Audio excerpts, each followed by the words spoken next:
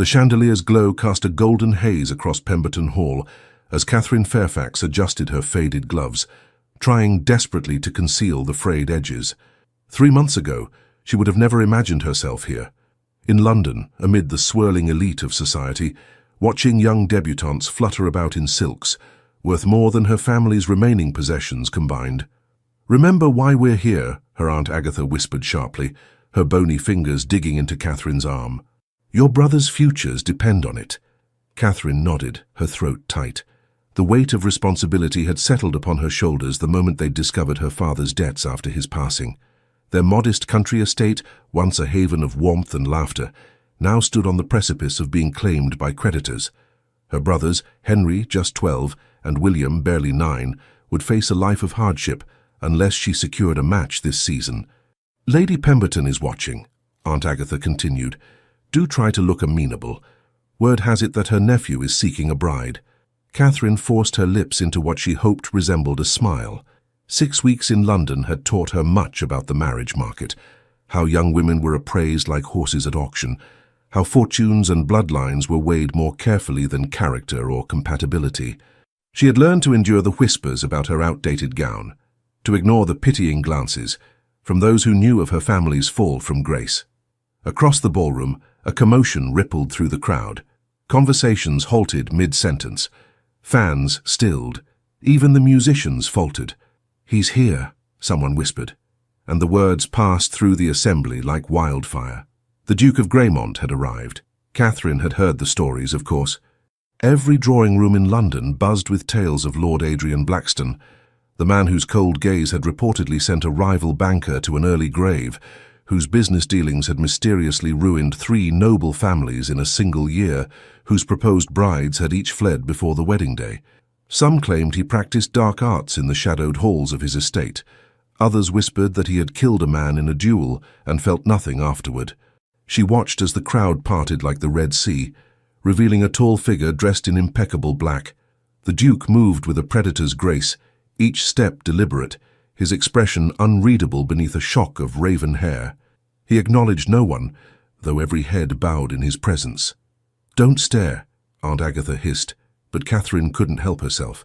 There was something magnetic about him, not handsome in the conventional sense, but compelling. His features were too sharp, too severe for traditional beauty, yet they commanded attention. "Who is that beside him?" Catherine asked, noticing a younger gentleman trailing in the Duke's wake. "Lord Richard Hartley, his cousin," came the reply from Lady Eleanor Bentley, a kind widow who had taken Catherine under her wing. "The only person in London who doesn't tremble in Greymont's presence, though why he remains loyal to such a man is beyond comprehension." As the evening progressed, Catherine found herself increasingly distracted by the Duke's presence. He danced with no one, spoke little, yet dominated the room from his position near the windows. She noticed how conversations dimmed when he drew near, how young ladies clutched their mothers' arms when his gaze swept the room. It was during the 3rd set that trouble erupted. Catherine had just finished a quadrille with an elderly baron when she heard a young woman's distressed voice rise above the music. "Please, Your Grace, I meant no offence." Catherine turned to see Miss Sophia Bennet, a gentle soul who had shown her kindness during her first awkward weeks in London, shrinking beneath the Duke's cold stare. The girl's face had gone pale, tears threatening to spill. "Yet offence was given," came his reply, each word precise and cutting. "Perhaps your father should have invested in your education rather than those pearls which, I must note, are remarkably inferior imitations." Gasps rippled through the onlookers. Sophia's father had recently made his fortune in trade, new money that many of the aristocracy disdained. The girl's social position was as precarious as Catherine's own. "Your Grace," Sophia stammered, "I only asked if you might—" "You asked if I would introduce you to the Russian ambassador," he interrupted, his voice like ice. "A man whose company I do not keep, for reasons I need not explain to a merchant's daughter playing at being a lady." Something snapped inside Catherine. Before she could reconsider, she was moving across the floor, her worn slippers silent against the marble. Aunt Agatha's horrified, "Catherine, no," faded into the background. She stepped between the Duke and the trembling Sophia, lifting her chin to meet his gaze directly, something no one in that room had dared to do. "Your Grace," she said, her voice steadier than she felt. Surely a man of your standing has nothing to gain by reducing a young lady to tears at her first ball. One might almost suspect you find pleasure in such cruelty, which would be a poor reflection on your character, would it not? The silence that followed was absolute. Even the musicians ceased playing. Catherine was suddenly painfully aware of hundreds of eyes upon her, of her aunt's stricken face, of how her daring might have just condemned her family to ruin. The Duke of Greymont regarded her with an expression of such startling intensity that she nearly stepped back. His eyes, which she now saw were a stormy grey, narrowed slightly. "And you are?" he asked, his voice dangerously soft. She curtsied, summoning every ounce of dignity she possessed. "Lady Catherine Fairfax, Your Grace." "Fairfax," he repeated, as though tasting the name, "of Havenwood in Hampshire." "The same," she replied, surprised he knew of her family's modest estate. What happened next would be recounted in drawing-rooms across London for decades to come. The Duke of Greymont, the most feared man in England, did something no one had ever witnessed. He smiled. It was brief, barely a quirk of his lips, but unmistakable. Then, in a move that caused several elderly ladies to reach for their smelling salts, he lowered himself to one knee before Catherine. The collective gasp that swept through the ballroom made the chandeliers tremble. Lady Pemberton clutched her husband's arm. Aunt Agatha swayed dangerously on her feet. "Lady Catherine Fairfax," the Duke said, his voice carrying to every corner of the suddenly silent room, "your courage is refreshing. I find myself in need of a wife who speaks her mind, rather than cowering in my presence."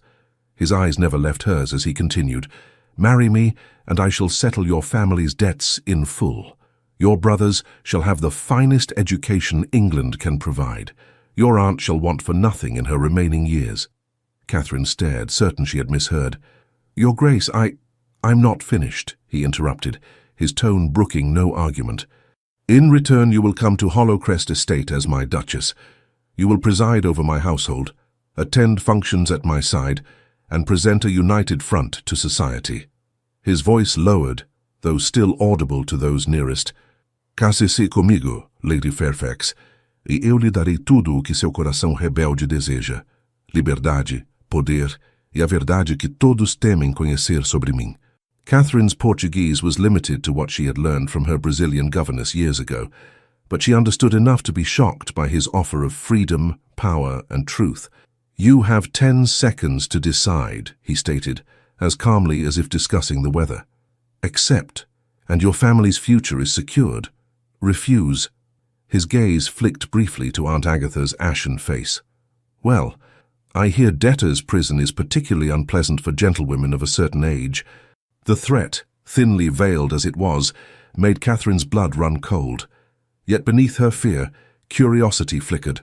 What truths did the infamous Duke hide? What game was he playing? She looked to Sophia, still trembling nearby, to her aunt, whose expression pleaded for salvation, to Lady Eleanor, who gave an almost imperceptible nod of encouragement. 5 seconds, the Duke counted. Catherine took a deep breath. "I accept your proposal, Your Grace," she said clearly, her words echoing in the stunned silence. Adrian Blackstone rose to his full height, towering over her. Without warning, he took her gloved hand and raised it to his lips, the gesture oddly gentle from a man rumoured to have ruined lives with a single word. "Wise decision," he murmured against her fingers, before turning to address the gathering. "Ladies and gentlemen, allow me to present my future Duchess, Lady Catherine Fairfax. Our wedding will take place in 1 week's time at St. George's Church. I expect your attendance." With that pronouncement, he offered Catherine his arm. "Come, my lady. We have much to discuss before our nuptials." As he led her from the ballroom, through the sea of shocked faces and buzzing whispers, Catherine felt as though she had just signed a pact with the devil himself. Yet the devil had the most fascinating eyes she had ever seen, eyes that, for just a moment as he'd knelt before her, had reflected not cruelty, but something far more dangerous: vulnerability. The doors to Pemberton Hall closed behind them, and Catherine stepped into the cool night air toward whatever fate awaited her as the future Duchess of Greymont. The wedding was not what Catherine had expected. There were no tears of joy, no tender glances exchanged, only the solemn words of the priest and the weight of a golden ring on her finger. St. George's Church had been filled to capacity, not with well-wishers, but with spectators hungry for scandal. They had come to witness the union of the feared duke and the impoverished noblewoman who had dared to challenge him. Now, as the carriage rolled through the iron gates of Hollowcrest Estate, Catherine watched the imposing structure come into view. Grey stone walls rose against a slate sky, Gothic spires piercing the low-hanging clouds. The grounds, though meticulously maintained, lacked the colourful gardens she had grown to love at Havenwood.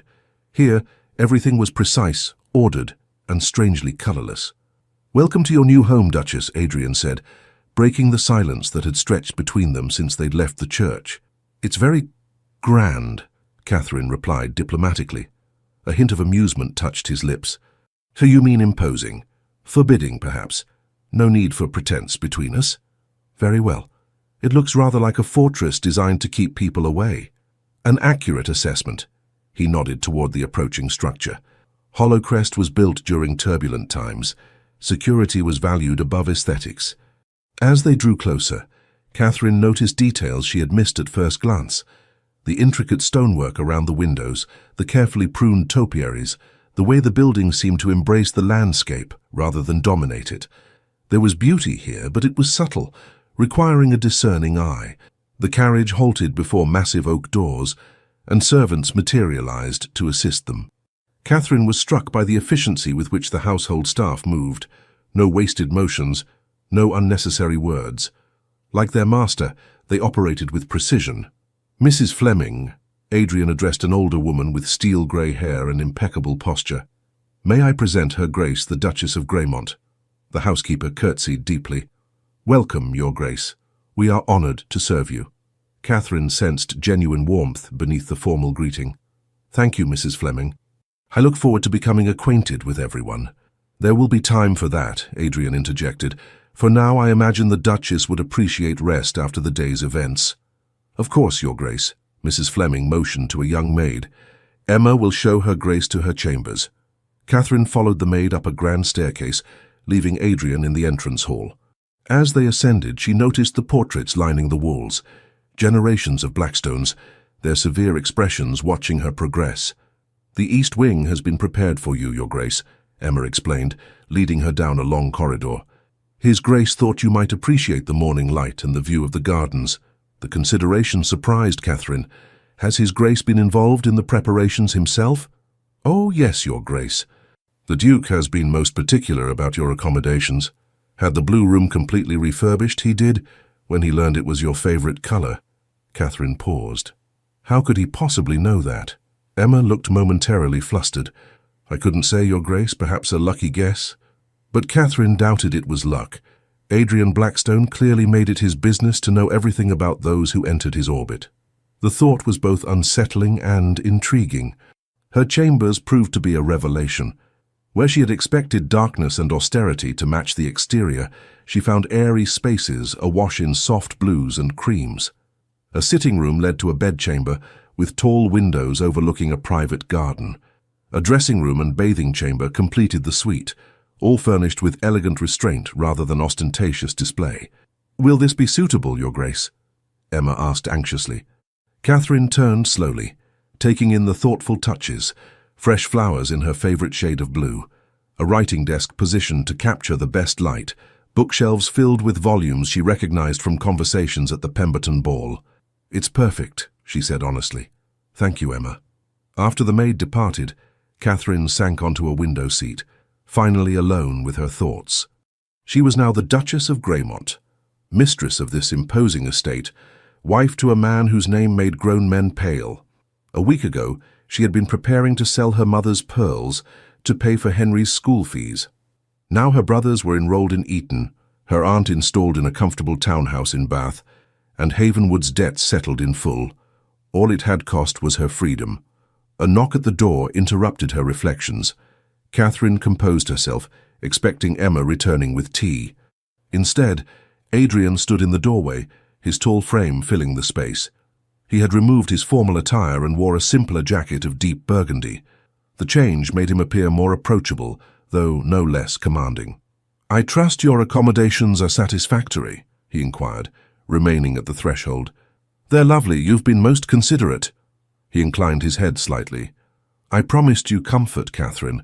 I am a man of my word." It was the first time he had used her given name, and the sound of it in his deep voice sent an unexpected shiver through her. "May I come in?" he asked, surprising her with the courtesy. "There are matters we should discuss privately." Catherine gestured to the chairs arranged near the fireplace. "Please." He entered but remained standing, his hands clasped behind his back as he surveyed the room. "The blue suits you. I thought it might." "How did you know?" she asked directly. "About my preference for blue." A brief smile touched his lips. "I make it my business to know everything about those who interest me. And I interest you, obviously." His gaze was steady. "Few people have the courage to challenge me publicly. None have done so to defend a stranger." Catherine lifted her chin.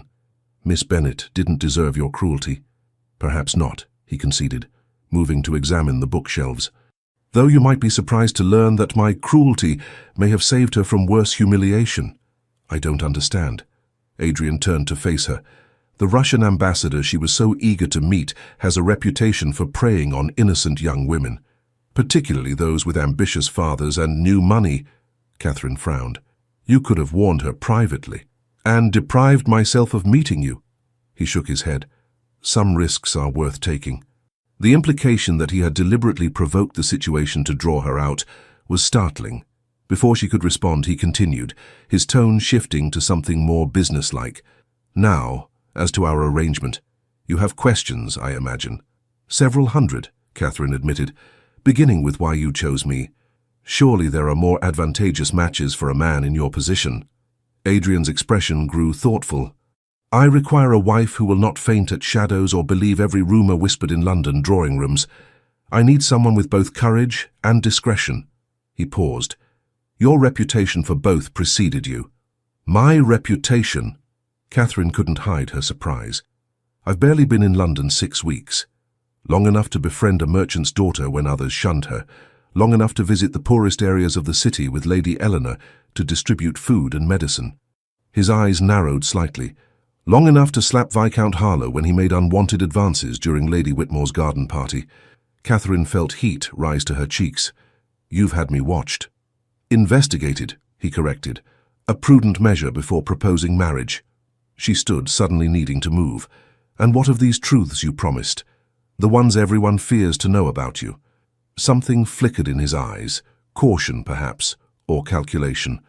"All in good time, Duchess. For now you should know that not all is as it seems at Hollowcrest. There are rooms you must not enter without my express permission. There are questions my staff cannot answer. There will be nights when I'm absent without explanation." "You sound like something from a gothic novel," Catherine observed. Unexpectedly, Adrian laughed, a rich, genuine sound that transformed his severe features. "I assure you there are no madwomen locked in the attic, no ghostly apparitions haunting the corridors. My secrets are far more mundane, if potentially dangerous." "Dangerous to whom?" "To those who would harm certain vulnerable people under my protection." Before she could press for clarification, a clock chimed in the distance.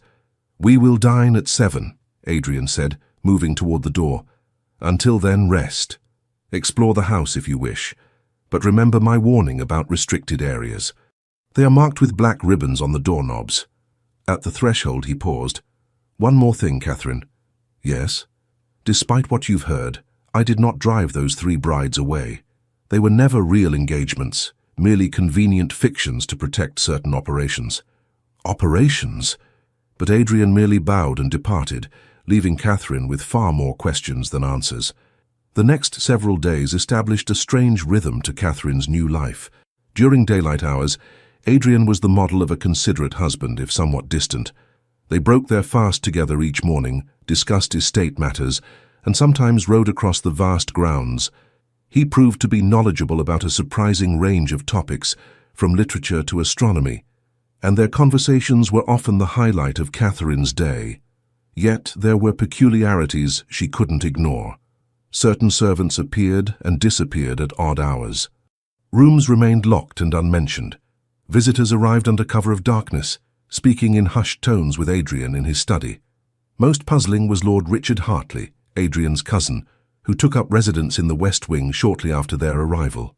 Unlike the sombre Duke, Richard was all charm and easy smiles, though Catherine sensed a sharp intelligence beneath his frivolous exterior. "Don't let my cousin frighten you," Richard told her one afternoon as they walked in the garden. "His bark is considerably worse than his bite."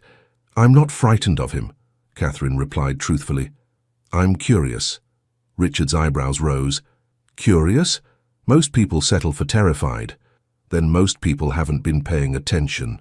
She stooped to examine a late-blooming rose. "He cultivates that fearsome reputation quite deliberately, doesn't he?" "Very astute, Duchess." Richard seemed impressed.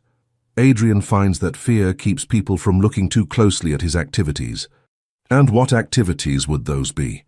Richard's smile turned enigmatic. "That, I'm afraid, is for him to reveal." The mystery deepened one night in her third week at Hollowcrest. Unable to sleep, Catherine had wandered to the library, hoping to find a book to occupy her restless mind. As she approached, voices drifted through the partially open door. "Reckless to bring her here," a woman was saying, her voice tinged with an accent Catherine couldn't place. "The entire operation could be compromised." "I trust my wife," came Adrian's firm reply, "and we needed a believable reason for movement at the estate." "A marriage of convenience, then?" the woman asked. There was a pause before Adrian answered. "It began as such." "And now?" The question hung in the air. Catherine leaned closer, heart hammering in her chest. "Now it's complicated," Adrian finally said, his voice softer than Catherine had ever heard it. Unable to resist, she pushed the door wider, and found herself facing not only Adrian and a striking dark-haired woman, but also 3 children of varying ages, all staring at her with wide, frightened eyes. "Catherine," Adrian said, recovering first, "allow me to introduce Mrs. Sophia Kovacs, our guest." The woman nodded stiffly, her body positioned protectively before the children, 2 boys who appeared to be twins of about 10 and a girl no older than 6. "I apologize for interrupting," Catherine said, taking in the strange tableau. The children were clearly exhausted, their clothes travel-worn but of good quality. "You might as well know," Adrian sighed, gesturing for her to enter and closing the door firmly behind her. "Mrs. Kovacs and her children are Hungarian. Her husband, a prominent journalist, was arrested last month for writing articles critical of the Austrian Empire's policies." "They've threatened to send Papa to a prison in Siberia," one of the twins blurted out, before his mother shushed him gently. Catherine's mind raced, pieces falling into place. "You're helping them escape." It wasn't a question, but Adrian nodded nonetheless. "We're arranging passage to America, where Mrs. Kovacs has family. They'll stay here until the arrangements are complete." "We're very grateful for His Grace's assistance," Mrs. Kovacs said, though her eyes remained wary. Catherine looked at the exhausted family, then at her husband. "The locked rooms, the mysterious visitors. This is what you've been hiding." "Part of it," Adrian admitted. "For the past 5 years, I've been involved in a network that helps political dissidents and persecuted minorities escape Europe. But the rumors, the ruined families, the banker who died, carefully cultivated misdirection," he explained. "The ruined families were relocated with new identities after speaking out against oppressive regimes. The banker was indeed ruined after I discovered he was financing slave ships." Catherine stared at him in astonishment. "You've been using your reputation to protect these people. Fear is a powerful deterrent to curious eyes." Adrian's expression softened as he looked at the children. "No one questions why the Duke of Greymont might want privacy, or why strange noises might come from his estate at night." The young girl yawned widely, drawing Catherine's attention. "These children need rest," she said decisively. "Mrs. Kovacs, please bring them to the East Wing. The blue room connects to a smaller chamber that would be perfect for the children, and no one will think it odd for me to request extra meals or linens." Adrian studied her with an unreadable expression. "You're not upset?" "Upset? That my husband is risking his reputation and possibly his life to save innocent people?" Catherine shook her head. "I'm beginning to think the most dangerous thing about you, Your Grace, is how thoroughly you've deceived everyone, including me, about who you truly are." For the first time since she'd met him, Adrian Blackstone looked genuinely surprised. And in that moment, Catherine realized that the strange fluttering in her chest whenever he was near had nothing to do with fear, and everything to do with the fact that she was falling in love with the most misunderstood man in England.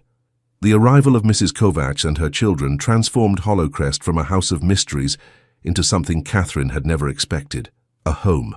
With Adrian's approval, she moved the Hungarian family to a suite of rooms adjacent to her own, allowing her to help care for the children while their mother recovered from the arduous journey. "You've a natural way with them," Adrian observed one afternoon, finding Catherine teaching the young girl, Ilona, to play the pianoforte in the music room. Catherine smiled as the child picked out a simple melody. "They remind me of my brothers. I miss them terribly." "Perhaps we should invite them to visit," Adrian suggested, leaning against the doorframe, "once our current guests have departed." The offer surprised her. "You wouldn't mind?" "This is your home now, Catherine. Your family is welcome here." Such moments, glimpses of thoughtfulness beneath his guarded exterior, had become increasingly frequent. Catherine found herself watching for them, treasuring each one as evidence of the man behind the mask. With each passing day, more of Hollowcrest's secrets revealed themselves. The locked room in the north wing housed a printing press, used to create documents and papers for those Adrian helped escape. The frequent midnight visitors were contacts from his network of allies, diplomats, sea captains, merchants, and others, who shared his dangerous work. Most surprising was the discovery that Richard's frivolous persona was as much a disguise as Adrian's fearsome reputation. The charming lord served as their primary intelligence gatherer, his social connections, providing vital information about political shifts that might endanger their protégés. "You risked everything to tell me the truth," Catherine remarked one evening as they sat in his study, reviewing coded messages from contacts in Vienna. Adrian's hand stilled above the papers. "I risked everything the moment I decided to marry you," he corrected. "Truth was merely a necessary consequence. You could have maintained the deception, kept me ignorant of your activities. To what end?" He looked up, his grey eyes intent. "I needed a partner, Catherine, not a decorative accessory unaware of the danger surrounding her." "A partner," she repeated, the word warming her despite the autumn chill seeping through the windows. "Is that how you see me now?" Something shifted in his expression, a softening she had come to recognize as genuine emotion breaking through his careful control. "I see you as far more than I anticipated when I knelt in Pemberton Hall," he admitted quietly. Before Catherine could respond to this near confession, a commotion erupted in the entrance hall. Raised voices and hurried footsteps shattered the intimate moment. Adrian was on his feet instantly, striding to the door with Catherine close behind. They found Richard in the hall, supporting a man whose coat was stained with what could only be blood. "James," Adrian said sharply, recognizing the injured man as one of their most trusted contacts. "What happened?" "Ambush," James gasped, clutching his side. "Someone knew about the transfer point. Redcoats waiting. Arrested the Bennets." Catherine felt the blood drain from her face. The Bennet family, a father, mother, and 2 daughters, had been scheduled to depart for America that very night. Their crime had been advocating for factory workers' rights, earning them powerful enemies among mill owners. "How did they know?" Richard demanded, helping James to a chair as Mrs. Fleming rushed in with bandages. "Must be informant," James managed, before his eyes rolled back and he lost consciousness. Adrian's face had gone deadly pale. "Get Dr. Elliot," he ordered a footman. Discreetly. "Richard, secure all documents." "Catherine, I'll help Mrs. Fleming with James," she said firmly, already examining the wound. "It's not as deep as it appears. Fetch my sewing kit." As the household mobilized around the crisis, Catherine caught fragments of urgent conversation between Adrian and Richard. "Have to assume we're compromised. Move the Kovacs family tonight. Could be anyone with access." The implications chilled her. Someone had betrayed them. Someone who knew their roots, their methods. And now innocent people, including children, were in custody because of it. Hours later, with James stabilized under Dr. Elliot's care and the Kovacs family hastily relocated to another safe house, Catherine finally confronted Adrian in their private sitting room. "You suspect someone in the household?" she stated without preamble. Adrian was standing at the window, his back to her, shoulders rigid with tension. "I suspect everyone," he corrected, "until proven otherwise." "Even me?" The question escaped before she could reconsider. He turned, surprise flashing across his features. "No, not you." "Why not?" I'm the newest addition to your household, the most logical suspect. Because I know you, Catherine. His voice was firm, unwavering. Your heart, your principles. You would never endanger innocent lives, regardless of your feelings toward me. The complete faith in his assessment humbled her. Then who? Adrian ran a hand through his dark hair, a rare gesture of frustration. We've been operating for 5 years without incident. Our procedures are rigorous. Access to complete information is limited to just 3 people, myself, Richard, And who? Catherine pressed when he stopped abruptly. Adrian's expression darkened. And Lady Eleanor Bentley. Catherine stared in disbelief. Lady Eleanor, the woman who has been like a mother to me since I arrived in London. Impossible. She helps coordinate our London operations, Adrian explained. She knows all our transfer points, all our contacts, and she was one of the few people aware of tonight's arrangement. There must be another explanation, Catherine insisted. Lady Eleanor dedicates her life to helping others. Why would she betray that cause? People have many motivations, Adrian said grimly. Blackmail, threats, financial pressure. We cannot rule out possibilities based on sentiment. The accusation stung, especially coming from a man who had just proclaimed his faith in her character. If you truly believe Lady Eleanor capable of such treachery, then your judgment of people is deeply flawed, including your assessment of me. Adrian's jaw tightened. This is not about emotion, Catherine. It is about facts. We must identify the traitor before more lives are lost. Then we shall do so using evidence, not suspicion, she countered. I want to speak with James when he wakes. Perhaps he saw something that could narrow our focus. Absolutely not. Adrian's tone turned commanding. I want you removed from this investigation entirely. In fact, I'm sending you to Bath tomorrow to stay with your aunt until this matter is resolved. Catherine felt as though he had struck her. You're sending me away after everything we've shared? I'm protecting you, he insisted. If there is a traitor among us, everyone associated with this operation is at risk. I am your wife, Catherine reminded him, her voice rising. Your partner, as you said not an hour ago. I will not be dispatched like an inconvenient child when trouble arises. Adrian's expression hardened. This is not open for discussion. The carriage will be ready at dawn. For a moment, Catherine was too stunned to respond. Then, drawing herself up to her full height, she said coldly, I see now that your fine words about partnership were merely that. Words. When faced with adversity, you revert to the autocrat everyone believes you to be. She moved toward the door. Perhaps they were right about you after all. Catherine, he began, but she had already gone, the door closing firmly behind her. In her chambers, Catherine paced like a caged lioness, anger and hurt warring within her. How quickly things had changed, from intimate confession to cold dismissal in the span of an evening. She had begun to believe that Adrian trusted her, valued her, perhaps even cared for her. Now she wasn't certain she knew him at all.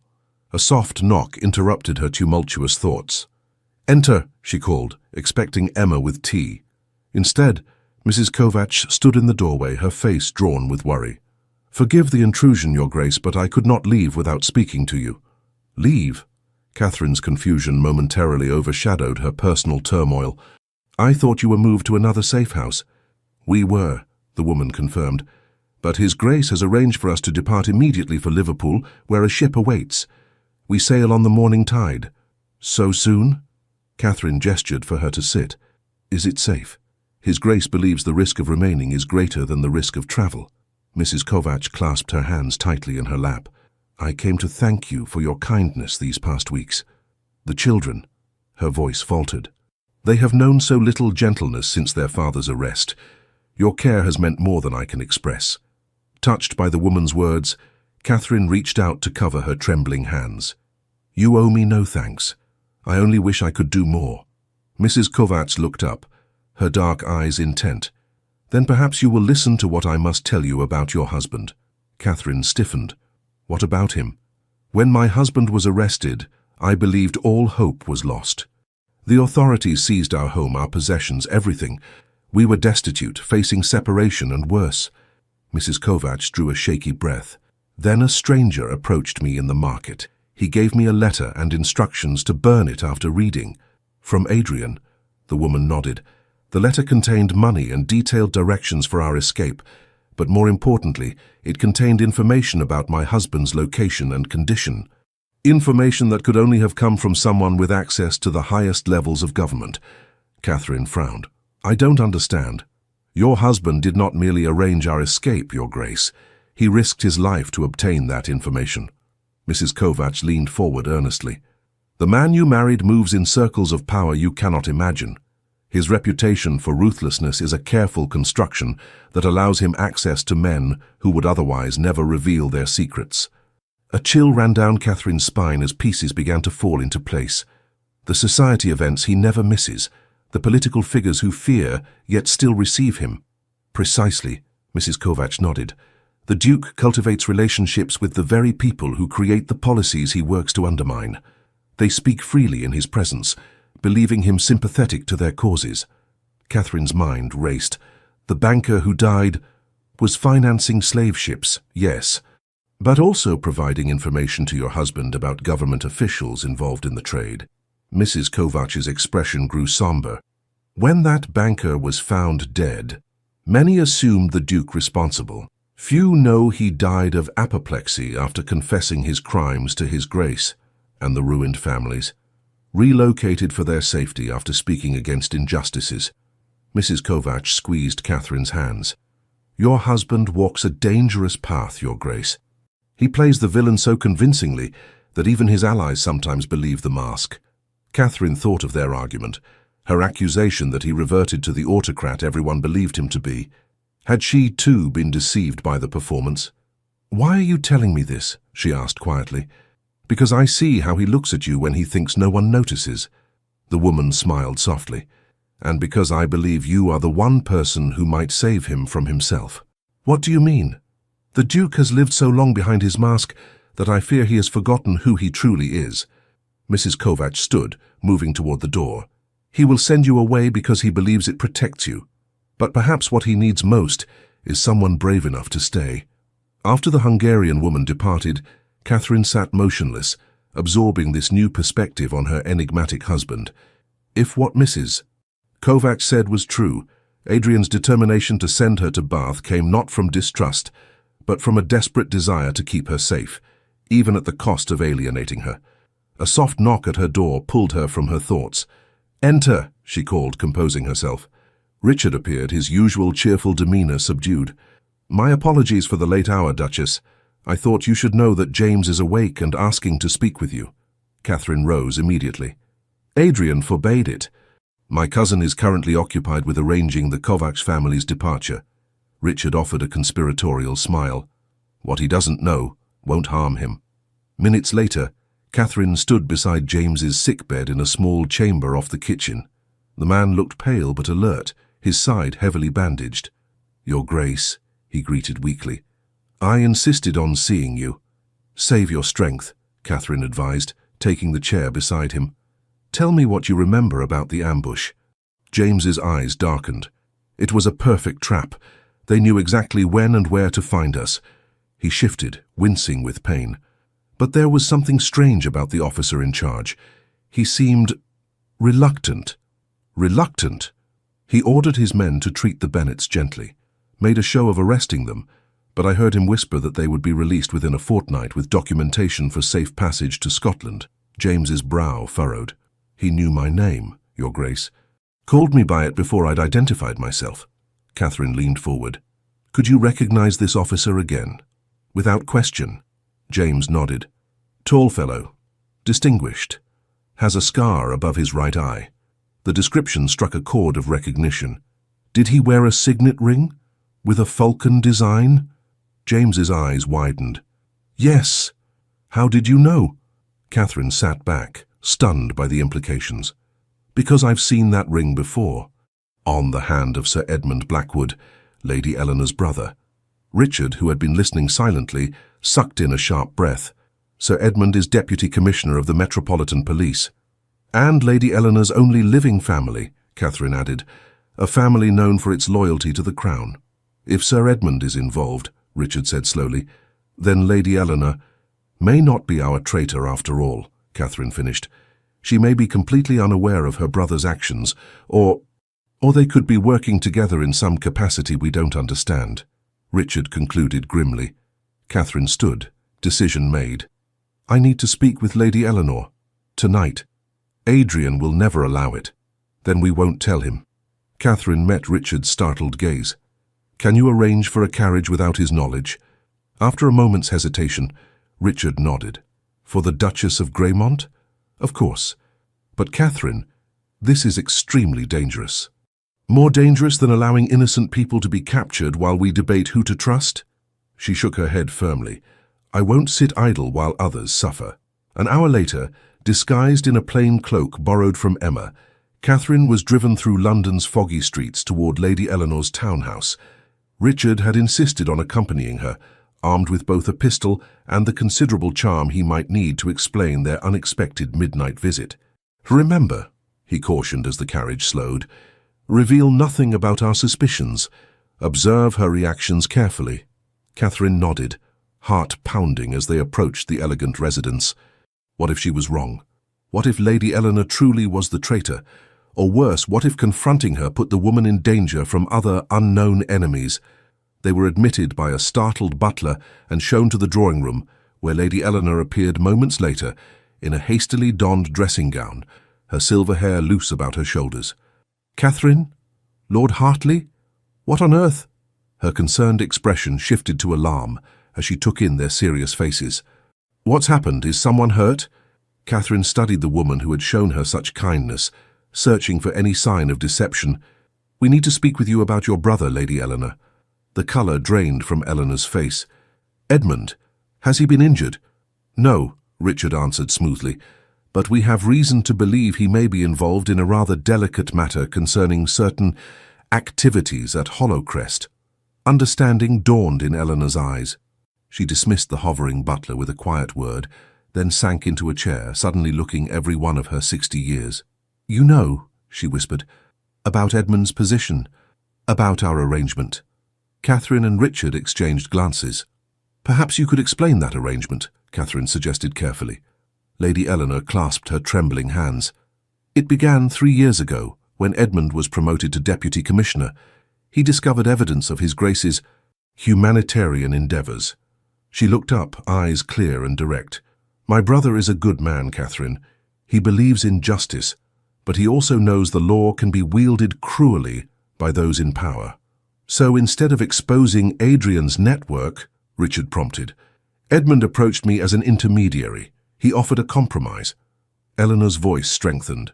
He would provide warnings about planned raids, ensure that any captured families were treated humanely, and ultimately released with new identities. In exchange, His Grace would share information about truly dangerous criminals using similar escape routes, murderers, traitors, those who would do real harm. Catherine released a breath she hadn't realized she was holding. A secret alliance, not betrayal. Precisely. Lady Eleanor looked troubled. But I don't understand. Why are you asking about this now? His Grace is fully aware of our arrangement. Richard stiffened. Adrian knows about Sir Edmund? Of course. Eleanor frowned. He, Edmund, and I meet quarterly to exchange information. The Duke insisted on absolute transparency between us. Catherine felt as though the floor had dropped away beneath her feet. If Adrian knows about Sir Edmund, then why would he suspect you of betraying the network? Why would he believe tonight's ambush was the result of treachery? Eleanor's expression changed to one of alarm. There was an ambush. Tonight. The genuine shock in her voice confirmed Catherine's growing suspicion. The Bennet family was arrested at the transfer point. James was injured escaping. But that's impossible, Eleanor protested. Edmund assured me the authorities would be focusing on the docks tonight, nowhere near the transfer point. Unless, Richard said slowly, someone changed the orders after Sir Edmund issued them, or someone provided false information about the transfer location, Catherine added, a terrible thought taking shape. Lady Eleanor, when did you last speak with Adrian about tonight's plans? 3 days ago, Eleanor replied promptly. He sent a messenger with the final arrangements, the Bennets to depart via the Finchley Road route at midnight. Catherine and Richard exchanged alarmed glances. The Finchley Road, Richard repeated. The Bennets were intercepted on Hampstead Heath. They were never meant to take the Finchley Road route. Eleanor paled. But the message, it bore his Grace's seal, which could be forged, Catherine said, rising to her feet. Lady Eleanor, we need to return to Hollowcrest immediately. I believe we've been looking in entirely the wrong direction for our traitor. As their carriage raced back through the night, Catherine's mind worked furiously.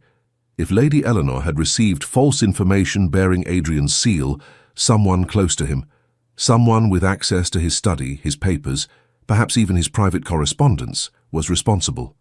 It has to be someone in the household, she told Richard. Someone Adrian trusts implicitly. Richard's expression had turned grim. There are only 3 people with access to his private seal. Myself, Mrs. Fleming, And who? Catherine pressed. Richard hesitated before answering. His secretary, Mr. Phillips. The name struck Catherine like a physical blow. Mr. Phillips, the quiet, efficient man who had been with Adrian for over a decade, who managed his correspondence, handled his appointments, and moved through Hollowcrest like a shadow, seeing everything while remaining nearly invisible himself. We need to find Adrian, she said urgently as the carriage turned through the gates of Hollowcrest. Before... Her words died as they rounded the final bend in the drive. Hollowcrest's entrance hall blazed with light, and standing on the steps, his expression thunderous, was Adrian. I believe, Richard murmured as the carriage halted, that finding my cousin will not be our primary challenge. Indeed, Adrian was striding toward them before they could descend, his face a mask of controlled fury that did little to hide the fear beneath. Where have you been? He demanded, his voice dangerously soft as he helped Catherine down. Do you have any idea? He stopped, noticing her plain cloak and Catherine's determined expression. Understanding dawned. You went to Lady Eleanor? Yes, Catherine confirmed, meeting his gaze steadily. And I discovered that you've been lying to me, Adrian. Catherine, he began, but she cut him off. You knew about Sir Edmund. You knew he and Lady Eleanor were allies, not enemies. She stepped closer, searching his face. Why would you let me believe she might be a traitor? Why send me away unless... Adrian's expression shifted, realization replacing anger. Unless I believed the true threat was much closer to home, he finished quietly. Inside Hollowcrest itself. Mr. Phillips, Richard supplied, joining them. I've already explained our suspicions to Catherine. Adrian's jaw tightened. Phillips left abruptly an hour ago, claiming a family emergency. When I went to secure certain documents afterward, I found my private correspondence had been disturbed. The Kovacs family, Catherine gasped. Are they safe? They departed before Phillips left, Adrian assured her, but I've dispatched riders to intercept them and alter their route just in case. As they moved inside, Adrian kept Catherine close, his hand at the small of her back. The touch was protective, possessive, and for the first time she welcomed it without reservation. In his study, Adrian poured brandy for Richard and himself, offering Catherine a glass of sherry, which she accepted gratefully. I should have told you about Eleanor and Edmund, he acknowledged, his voice low, but the fewer people who knew, the safer they remained. You still should have trusted me, Catherine countered, though her tone held more hurt than anger now. It wasn't about trust. Adrian's eyes met hers, intense and unwavering. It was about protecting you from the burden of secrets that could put you in danger. The same reason you tried to send me to Bath, she realized, not because you doubted my loyalty, but because you feared for my safety. Always. The single word contained such emotion that Catherine felt her remaining anger dissolve. I won't be protected at the expense of truth, she told him firmly. Not anymore. If I am truly your partner, Adrian, then I must know everything. The dangers as well as the triumphs. He studied her for a long moment before nodding slowly. Very well. No more secrets. His lips quirked in a brief smile. Though I warn you, the truth is rarely as romantic as the mystery. Richard cleared his throat. As touching as this reconciliation is, we still have a traitor to catch and a network to secure. Already in progress, Adrian assured him. I've sent word to all our contacts with Phillips's description. Edmund has officers searching known departure points. He turned back to Catherine. But for now you should rest. It's been a trying night. I'm not tired, she protested, even as fatigue threatened to overwhelm her. Adrian's expression softened. Then at least allow me to escort you to your chambers. We can continue this discussion in the morning. As they climbed the grand staircase, Catherine felt the weight of the evening's revelations pressing upon her. By the time they reached her door, exhaustion had replaced adrenaline, making her sway slightly on her feet. "You were right," she admitted as Adrian steadied her. "Perhaps I do need rest." "Catherine," he said, his voice suddenly urgent, "I need you to know." "Yes?" she prompted when he paused. Adrian's hand rose to touch her cheek, the gesture achingly tender. "When I knelt before you at Pemberton Hall, I offered a business arrangement, a convenient alliance." His eyes, usually so guarded, were open and vulnerable. "I never expected to find myself wishing it were more." Catherine's heart thundered in her chest. "And what do you wish it were, Adrian?" "A true marriage," he answered simply, "in every sense of the word." Before she could respond, he bent and placed a soft, questioning kiss on her lips, their first since the brief formal exchange at the altar. Unlike that ceremonial gesture, this was a real kiss, warm and sweet, and full of promise. When they parted, Catherine kept her eyes closed for a moment, savoring the sensation. "I think," she said finally, a smile playing at her lips, "that might be arranged." Adrian's answering smile transformed his face, revealing the man she had glimpsed in rare, unguarded moments, the man she had come to love despite every reason not to. "Rest now," he murmured, reluctantly stepping back. "Tomorrow will bring new challenges." "And we'll face them together," Catherine added, no longer a question but a statement of fact. As she closed her door, Catherine felt a sense of peace despite the dangers still surrounding them. The Duke of Shadows had finally stepped into the light, at least for her, and whatever trials lay ahead, they would confront them as true partners, in purpose, in peril, and in love. Dawn broke over Hollowcrest with pale fingers of light reaching through Catherine's window. She had slept despite her certainty that she would not, exhaustion claiming her shortly after Adrian's departure. Now as she dressed with Emma's assistance, her mind turned again to the revelations of the previous night, and to the kiss that had changed everything between them. "His Grace asked me to inform you that he awaits your presence in the breakfast room, Your Grace," Emma said, fastening the last button on Catherine's morning dress of deep blue. "Thank you, Emma." Catherine studied her reflection, noting the heightened color in her cheeks that had nothing to do with cosmetics. "Has there been any word about Mr. Phillips?" Emma's expression darkened. "Nothing specific, Your Grace, but there's been a great commotion since dawn, messengers coming and going, Lord Hartley riding out with several men." She lowered her voice. "They say Mr. Phillips took important papers when he fled, documents that could endanger many lives." Catherine's stomach clenched. "Let us hope they find him quickly then." In the breakfast room, Adrian stood by the window, his tall frame outlined by morning light. He turned as she entered, and the warmth in his eyes sent a flutter through her chest. "You slept well?" he inquired, moving to pull out her chair. "Surprisingly so," she admitted, taking her seat. "Though my dreams were vivid." A hint of a smile touched his lips. "Pleasant, I hope?" "Most were." She accepted a cup of tea from a footman, using the moment to compose herself. "Is there any news of Phillips?" Adrian's expression sobered. "Not yet. Edmund's men tracked him to Dover but lost his trail there. It's likely he's fled to the continent." "With documents that could expose your entire network," Catherine concluded, "what can be done?" "We're already doing it." Adrian joined her at the table, though he left his plate untouched. "Every contact is being warned. Safe houses emptied, routes changed. It's a massive undertaking, but necessary." Catherine studied him, noting the shadows beneath his eyes. "You haven't slept at all, have you?" "There hasn't been time." He ran a hand through his hair, a gesture she now recognized as a sign of deep concern. "Phillips was with me for 12 years, Catherine. I trusted him completely. Every operation, every contact, every family we helped, he knew it all. Why would he betray you after so long?" she wondered aloud. "What could possibly be worth such a risk?" Adrian's expression darkened. "According to our sources, he was approached 6 months ago by representatives of a foreign power, one particularly interested in identifying political dissidents who had escaped their reach."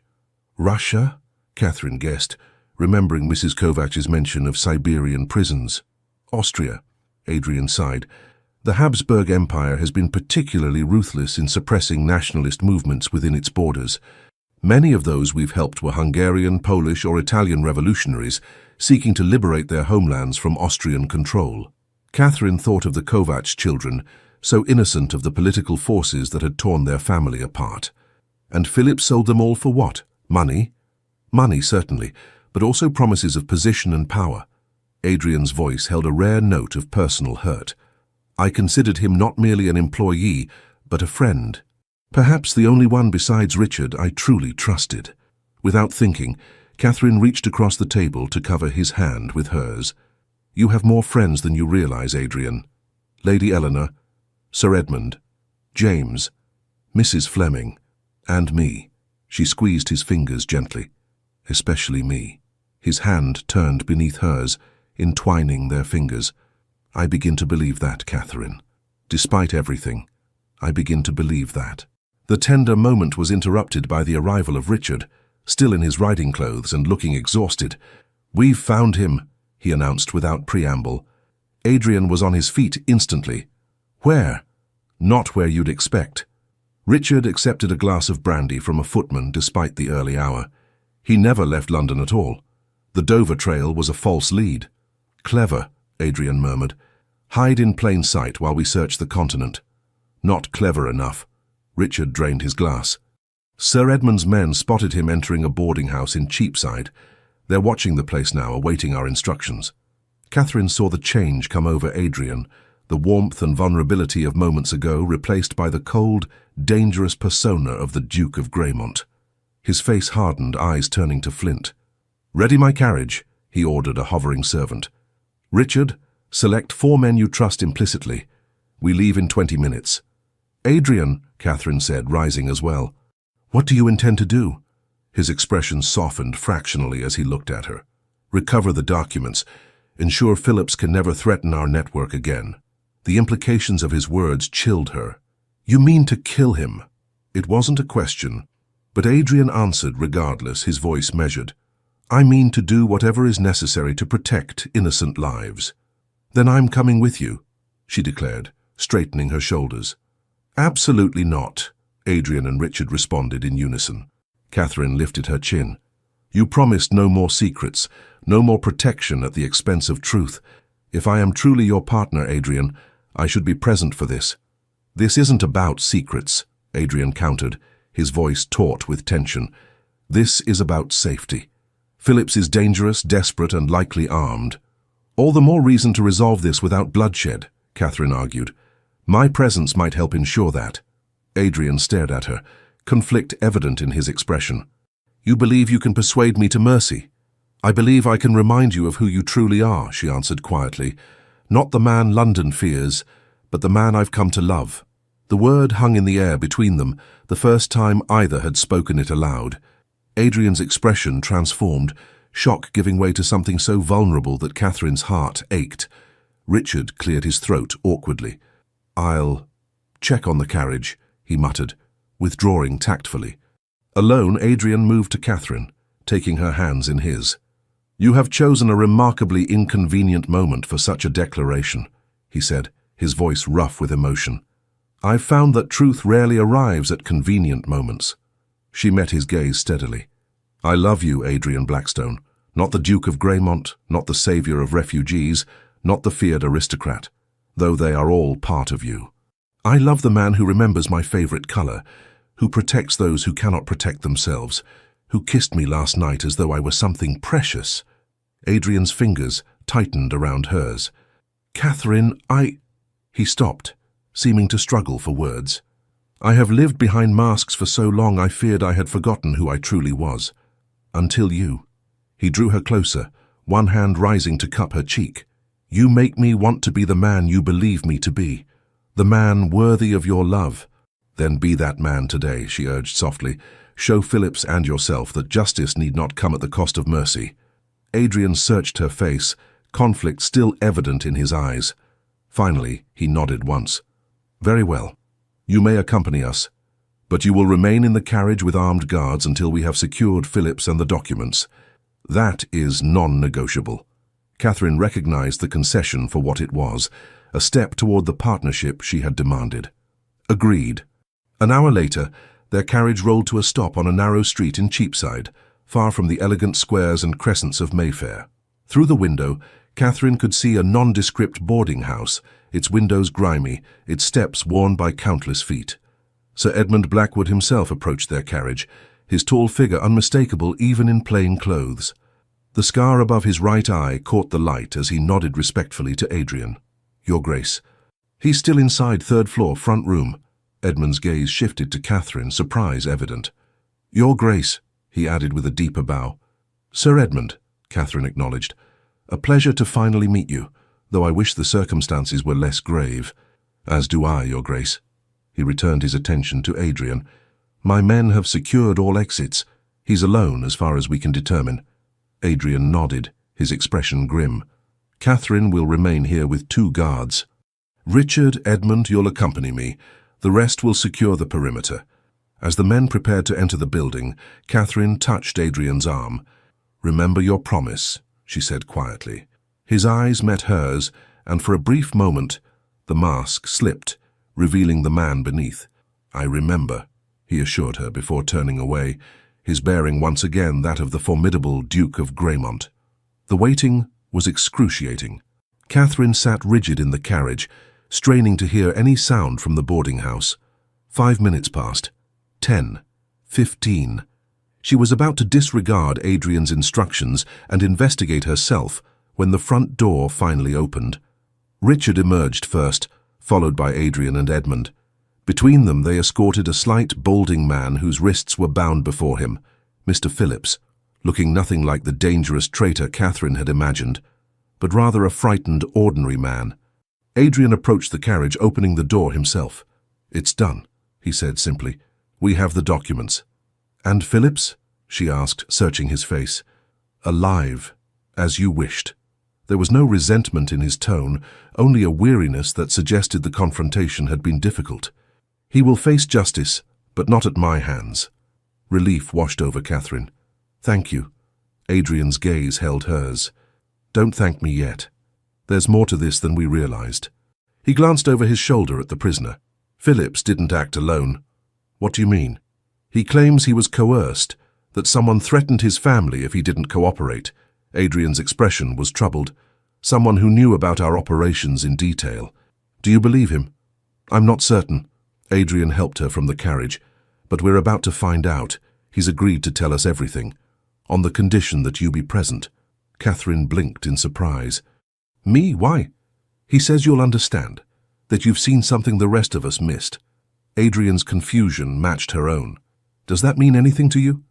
Catherine frowned, searching her memory for any interaction with Phillips that might explain his request. She had spoken with the secretary only a handful of times, all brief exchanges about household matters. "I can't imagine what he means," she admitted, "but I'm willing to hear him out." They entered the boarding house, climbing narrow stairs to a sparse room containing only a bed, a table, and 2 chairs. Phillips sat on one, Richard standing guard behind him.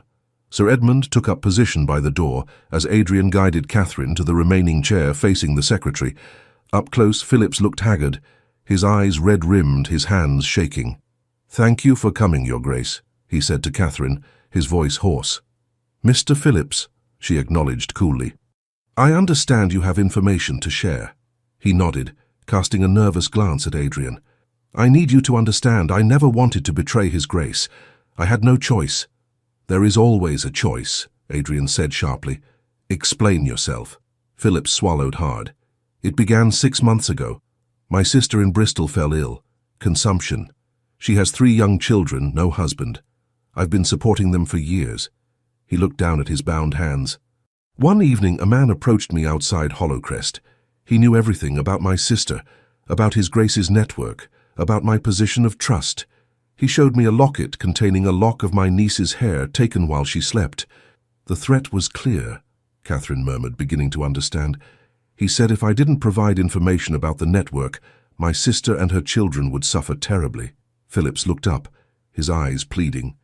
"I tried to warn those I could without betraying His Grace outright, gave false information when possible. But last night," he shuddered, "last night he demanded the location of the Bennet family and threatened to kill my niece if I refused." "Who?" Adrian demanded, his voice like steel. "Who threatened you?" Phillips hesitated, fear evident in his face. "He never gave his name," always met me in darkness, always wore a hood.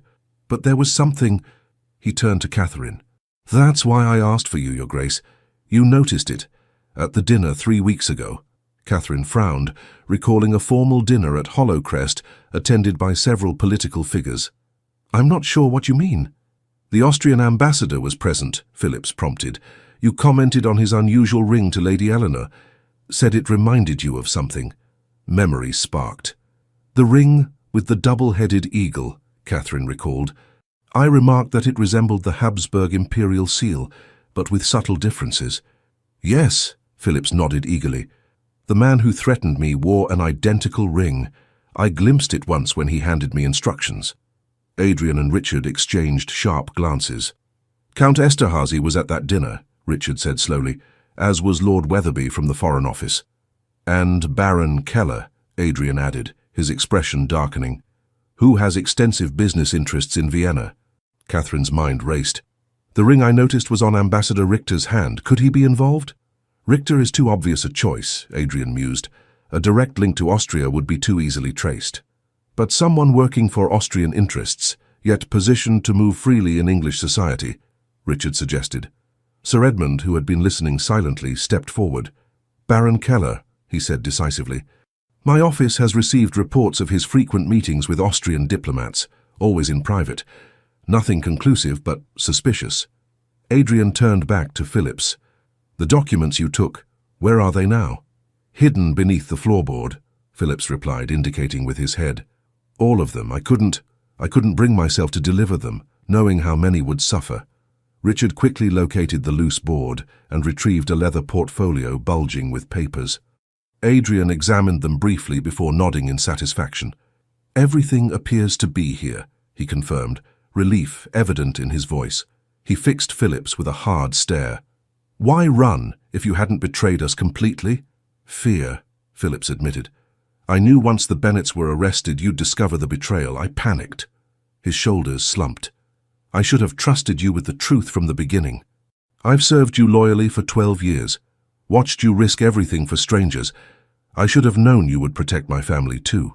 Catherine saw the conflict in Adrian's face, anger at the betrayal warring with understanding of Phillips's impossible situation. "Your sister and her children," Adrian said finally. "Where are they now?" "Still in Bristol," Phillips replied. "Number 17 Orchard Street." Adrian nodded to Edmund. "Send men immediately.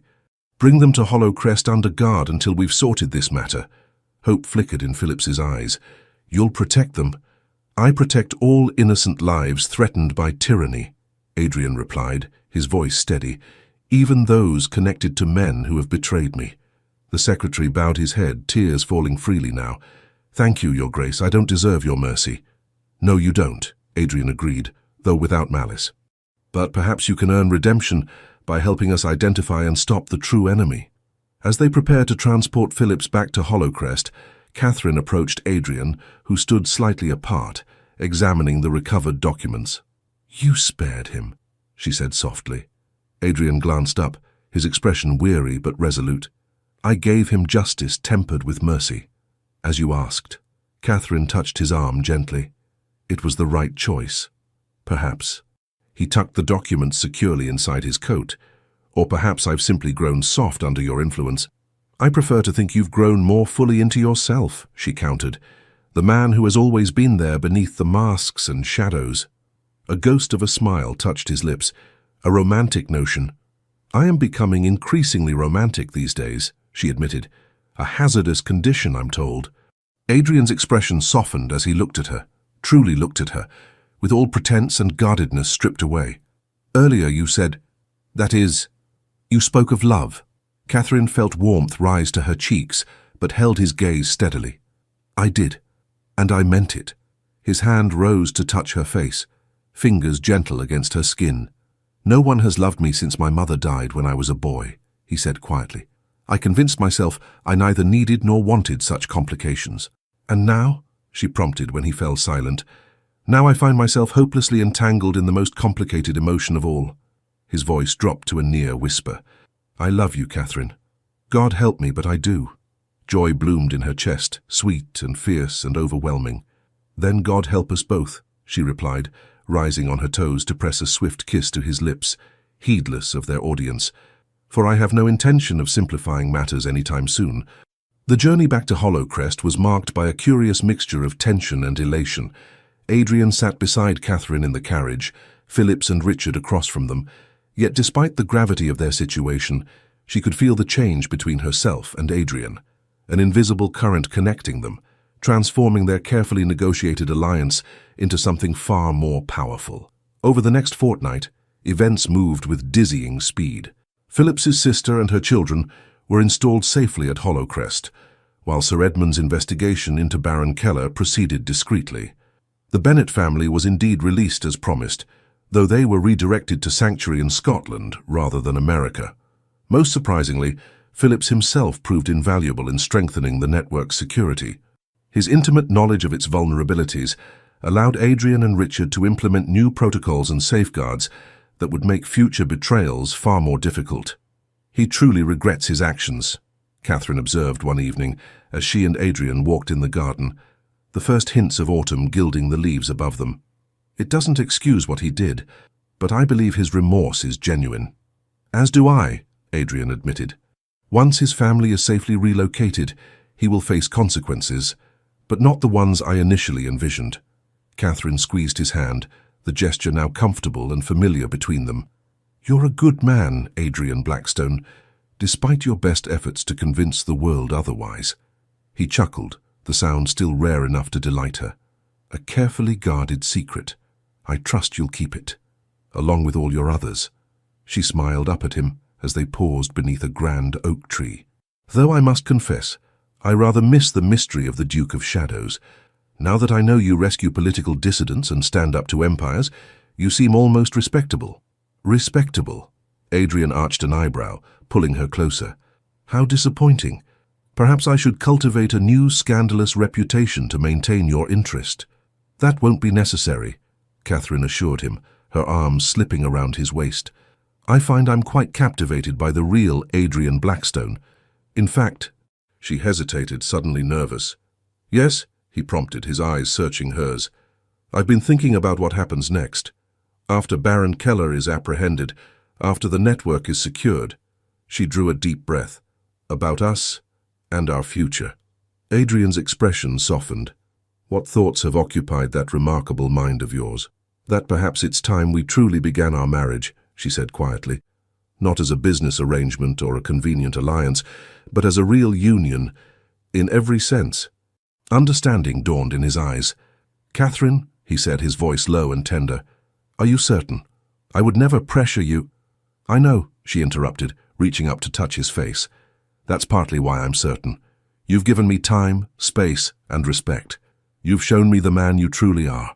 Her fingers traced the strong line of his jaw. "And I find I've fallen quite thoroughly in love with him." Adrian's arms tightened around her, drawing her against his chest. "I have wanted you since the moment you stood before me at Pemberton Hall, defying me without a trace of fear," he confessed. "But I've come to need you in ways I never anticipated. Your courage, your compassion, your unwavering moral compass."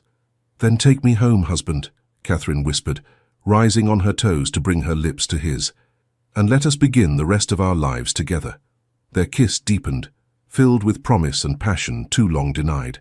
When they finally parted, Adrian's eyes had darkened with desire, though his smile remained tender. "Your wish is my command, Duchess," he murmured against her lips. That night, as moonlight spilled through the windows of Adrian's, now their bedchamber, Catherine discovered the final truth about the Duke of Shadows, that behind his fearsome facade beat a heart capable of boundless love and unexpected gentleness.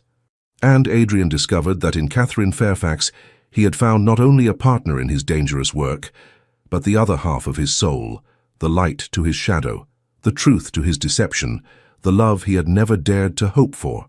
3 months later, on a crisp December morning, Catherine stood in Adrian's study, reading a letter that had just arrived from America. Mrs. Kovacs wrote of their safe settlement in Boston, of her husband's unexpected release and reunion with them, and of the children's adaptation to their new home. "They still speak of you," Adrian noted, reading over her shoulder. "Ilona asks when the kind English lady will visit." Catherine smiled, leaning back against his chest as his arms encircled her waist. "Perhaps someday we will. I've always wanted to see America." "Then we shall," he promised, pressing a kiss to her temple. Once matters here are settled. Those matters had progressed significantly. Baron Keller had been quietly arrested, and compelling evidence of his treasonous activities presented to the Home Secretary. The network had been reorganized, with Richard taking a more prominent role to allow Adrian more time at home with Catherine. Most surprising of all had been Sir Edmund's proposal that they formalize their collaboration with certain sympathetic government officials, creating a sanctioned channel for aiding political refugees whose skills and knowledge could benefit England. "From shadow to light," Catherine mused, turning in Adrian's arms to face him. "Who would have thought the feared Duke of Greymont would one day work openly with the crown?" "Only you," Adrian replied, his eyes warm with affection. "Only you saw the possibility of redemption where others saw only darkness." "I saw you," Catherine corrected gently. "Not the masks or the shadows, but the man beneath them all." Adrian's hand moved to rest against her stomach, still flat, but containing their greatest hope for the future. They had confirmed the pregnancy just a week before, and the joy in Adrian's face when she told him had brought tears to her eyes. "Our child will know that man from the beginning," he promised. "No masks, no deceptions. And will know that their father is a hero," Catherine added, covering his hand with hers, "even if his methods were unconventional." Adrian laughed, the sound no longer rare, but a regular melody in their home. "Unconventional indeed, though not as unconventional as a certain lady who dared to challenge the most feared duke in London." "And who accepted his scandalous proposal," Catherine reminded him with a smile. "The wisest decision of my life," Adrian murmured, drawing her closer, "was getting down on one knee before you." As his lips met hers, Catherine reflected on the extraordinary journey that had brought them here. From a moment of courage at a London ball to the deep and abiding love they now shared. The Duke of Shadows had stepped into the light, and in doing so had illuminated her world in ways she could never have imagined. Their story, which had begun with fear and uncertainty, would continue with love and hope, not just for them, but for all those they would help together in the years to come. And as for the scandalous proposal that had left her breathless before everyone, it had given her far more than she had ever dared to wish for: freedom to be herself, power to help others, and most precious of all, the truth of Adrian Blackstone's heart. The end. Dear friends, we hope you've enjoyed this tale of Catherine and Adrian, a story of courage, secrets, and love that blooms in the most unexpected places. It's been my absolute pleasure to share this story with all of you. I wish you all an excellent weekend ahead. Whether you're relaxing with a good book, spending time with loved ones, or perhaps drafting stories of your own, I hope it brings you joy and refreshment. Your comments, your own stories, and your thoughtful reflections mean the world to us. It's truly a privilege to craft these narratives for such a warm and dedicated audience on our channel. Each like, each comment, each moment you spend with these characters is deeply appreciated. Thank you for joining us on this journey to 19th century England. Until our next adventure together, may your days be filled with the same passion and tenderness that Catherine and Adrian discovered. With sincere gratitude, the Legends of the Fall Team. Thank you so much for joining us on this journey through 19th century London with Catherine and Adrian. It has been an absolute pleasure to share this story with you. We truly appreciate every like, comment, share, and subscription. It keeps us motivated to craft more stories full of love, redemption, and dramatic twists. At the end of this video, you'll find another suggested story from our channel. Click and be surprised by more emotional, unforgettable tales like this one.